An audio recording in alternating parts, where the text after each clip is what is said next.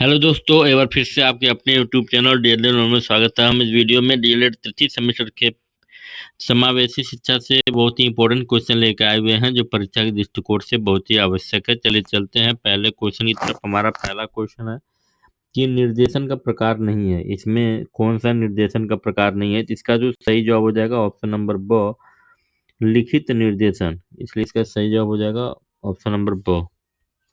आगे बढ़ते हैं कि ब्रेल विधि किससे संबंधित है। तो ब्रेल विधि जो है वह दृष्टि दोष से संबंधित से है, इसलिए ऑप्शन नंबर दो सही जवाब हो जाएगा इसका।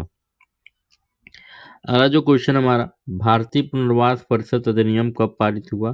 तो ये पारित हुआ था सन 1992 में, इसलिए ऑप्शन नंबर ब सही हो जाएगा 1992। अगला जो क्वेश्चन है कि अच्छी निर्देशन सेवा होती है। अच्छी निर्देशन सेवा क्या होती है। इसका जो सही जवाब हो जाएगा इनमें से कोई नहीं। डिस्ट्रेफिया किससे संबंधित है ये बताना आपको। इसका जो सही जवाब हो जाएगा ऑप्शन नंबर ब, लेखन अयोग्यता से संबंधित है। दृष्टि बाधित के लिए राष्ट्रीय शिक्षा संस्थान स्थित है, कहाँ पे स्थित है। तो देहरादून में स्थित है, इसलिए ऑप्शन नंबर और सही जवाब हो जाएगा। आगे बढ़ते हैं कि मनोवैज्ञानिक के अनुसार प्रतिभाशाली बच्चों की पहचान का आधार बताया। तो बच्चों द्वारा किए गए कार्यों की गति के द्वारा, इसलिए ऑप्शन नंबर दो सही हो जाएगा। आगे बढ़ते हैं कि निर्देशन युवकों को स्वयं से, अन्य से और परिस्थितियों से सामंजस्य करना एवं सीखने के लिए सहायता देने की प्रक्रिया, यह कथन किसका है। तो ऑप्शन नंबर अ स्किनर का है। परामर्श एवं निर्देशन देने वाली संस्था मनोविज्ञान शाला स्थित है।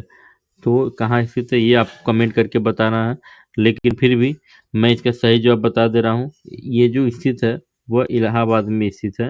अब इलाहाबाद, इसका जो सही जवाब हो जाएगा वो हो जाएगा ऑप्शन नंबर दो।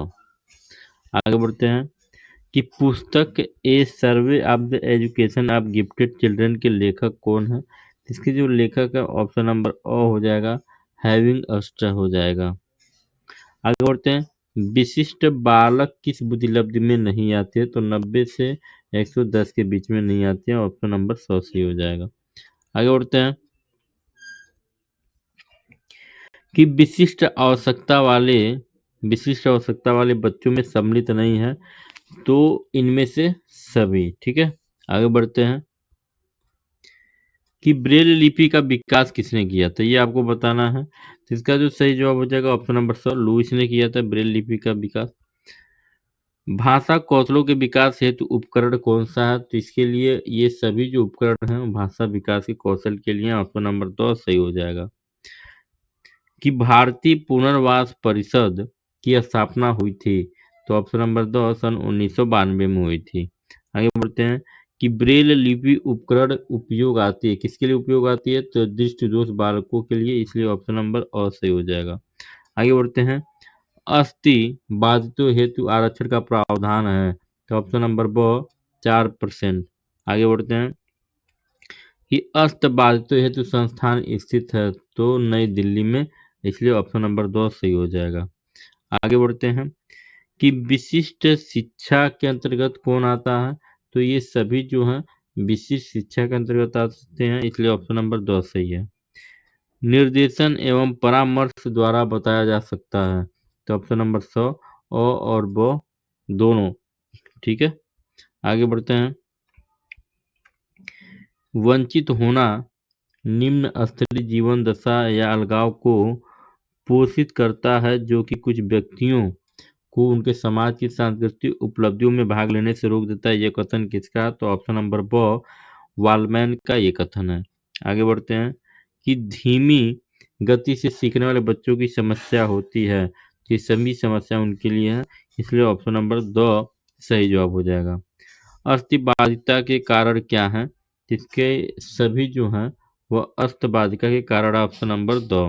आगे बढ़ते हैं, प्रतिभाशाली बालक हेतु शिक्षण विधि है। तो ये सभी जो हैं शिक्षण विधि है, ऑप्शन नंबर 2 सही हो जाएगा। CAT परीक्षण क्या है। तो ऑप्शन नंबर अ बच्चों के लिए ये परीक्षण किया जाता है।